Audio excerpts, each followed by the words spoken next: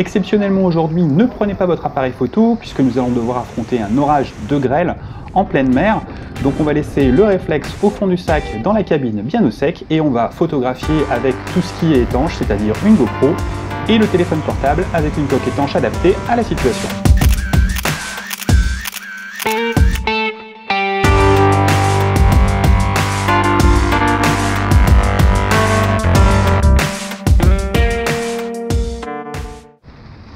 En mer, le temps change très vite. On peut passer rapidement d'un ciel relativement dégagé à un orage. Et là, en l'occurrence, on a eu le temps de le voir venir, il était même magnifique.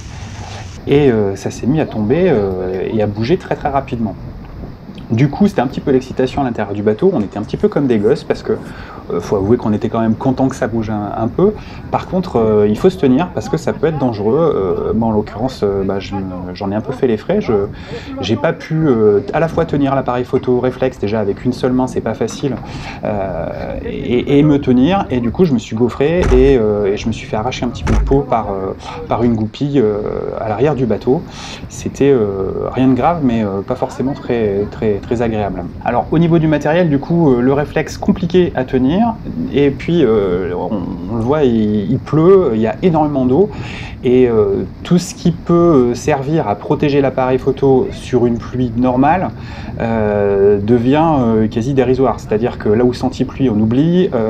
Dans les commentaires la semaine dernière, on avait aussi évoqué avec Histoire et Photographie l'utilisation d'une bombe aérosol. Alors là, on voit bien que c'est clairement pas suffisant et qu'il faut vraiment protéger l'appareil photo comme si on voulait le mettre carrément sous l'eau. C'est la seule possibilité. Là, en l'occurrence, là, vous voyez, il y a de l'orage. Et j'ai choisi d'utiliser tout ce qui était vraiment étanche, c'est-à-dire les GoPro. Ouais, il y a les éclairs qui tapent. Donc pour ceux qui sont en bas, on les prévient qu'il faut qu'ils restent dans les cabines mais qu'ils s'éloignent du mât au cas où la foudre tomberait. C'est quand même plus prudent. Et pour en revenir à la prise de vue, je vous disais donc que j'ai plutôt choisi de prendre la GoPro et comme Fabien qu'on voit là, il a pris son téléphone portable sur lequel il a ajouté une coque étanche qui permet de faire des photos même sous la pluie puisque c'est une coque qui est faite pour aller sous l'eau. On va voir ensemble les réglages que j'ai utilisés durant ces différentes prises de vue. Si vous débutez, je vous invite à commencer par suivre mon cours sur les bases de la photo. Je vous mets le lien dans la description de la vidéo et dans la bulle d'infos en haut à droite de l'écran. Sinon, pour retrouver tous les réglages de base et toutes les notions de base pour bien maîtriser votre appareil photo et commencer à sortir du mode auto, je vous invite à commander mon livre, le Memento Photo, Maîtriser votre appareil photo, qui est disponible dans toutes les FNAC et sur mon site internet. Là aussi, je vous mets le lien dans la description de la vidéo et dans la bulle d'infos en haut à droite de l'écran.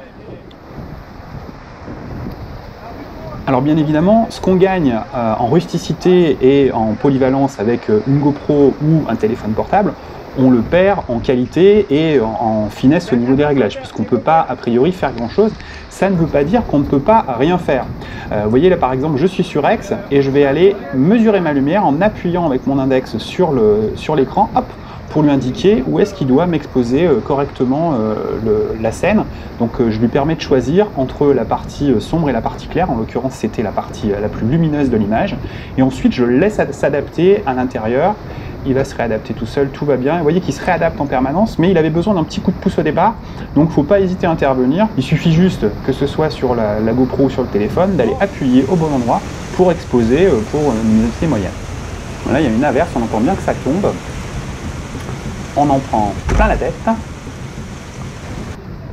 Et puis ça se calme un petit peu, donc je me dis que la situation étant un peu plus calme, j'en profiterai bien pour faire quelques images.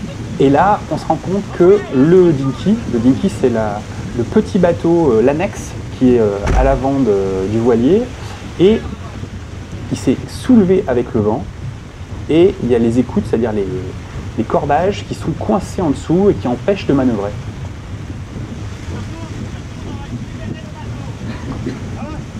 Voilà, donc il y a le skipper Marcus qui dit qu'il faut aller libérer le bateau. Libérer le bateau pour qu'il puisse manœuvrer. Faut aller bouger le Dinky. Et là pour le coup il va falloir poser le téléphone et aller donner un coup de main. Ça commence à bouger. viens avec Marcel ou pas? Ouais, si c'est utile.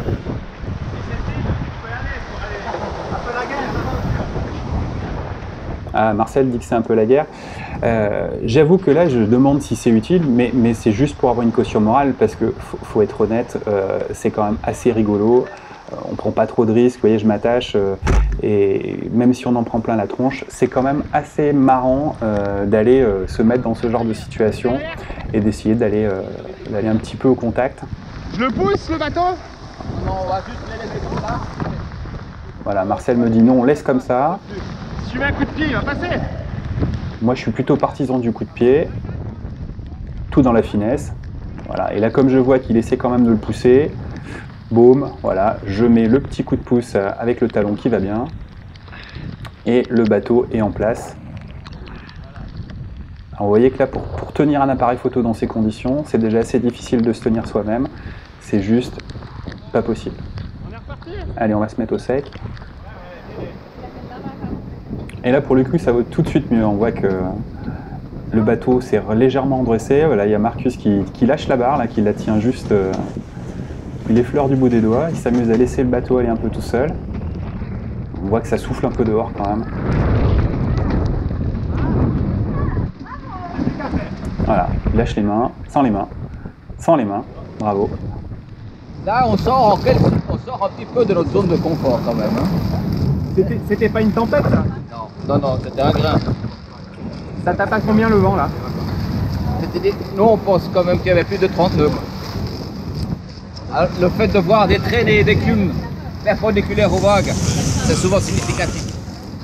Si vous aussi vous souhaitez sortir du mode auto et apprendre à maîtriser votre appareil photo, je vous invite à vous inscrire à ma formation complète. Dans la formation complète, je vous explique toutes mes techniques pour voir des photos parfaitement nettes, bien cadrées et pour maîtriser la lumière dans toutes les situations et avoir des rendus naturels au flash. En plus des cours, vous aurez accès à mon groupe de coaching privé pour me poser toutes vos questions en direct. Pour commencer à suivre ma formation, prenez votre appareil photo et inscrivez-vous dès maintenant. Je vous indique les liens dans la description de la vidéo et dans la bulle d'infos en haut à droite de votre écran. Marcus, qu'est-ce qui s'est passé ce matin? Un petit grain. Petit grain? Un petit grain, comme ça arrive de temps en temps en mer. Un petit grain de sable?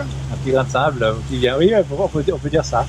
Non, c'était un petit grain avec un orage, de la grêle, 30 à 40 nœuds de vent pendant quelques instants. Ouais.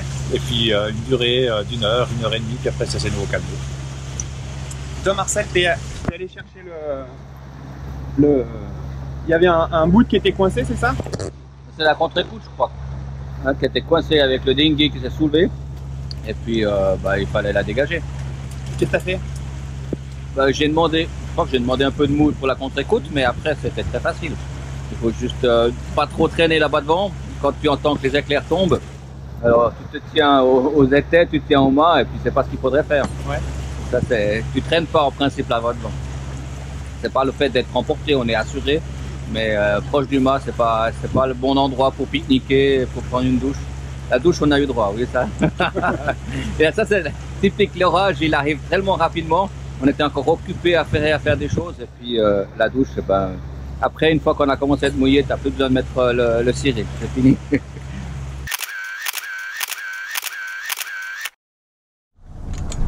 Un petit peu plus bas, ou un peu plus en arrière en fait pour qu'on te voit. Voilà, nickel, ça c'est bien. Hé Camille! Y'a Camille qui est à la mer!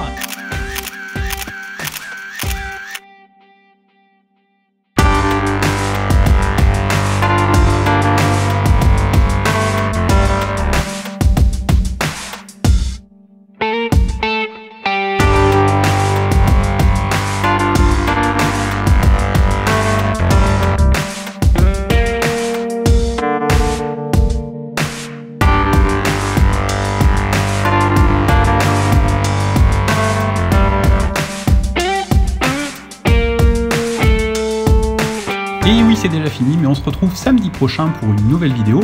Pensez à vous abonner et activer la petite cloche pour ne rien rater et être sûr de recevoir les prochaines vidéos. À très bientôt!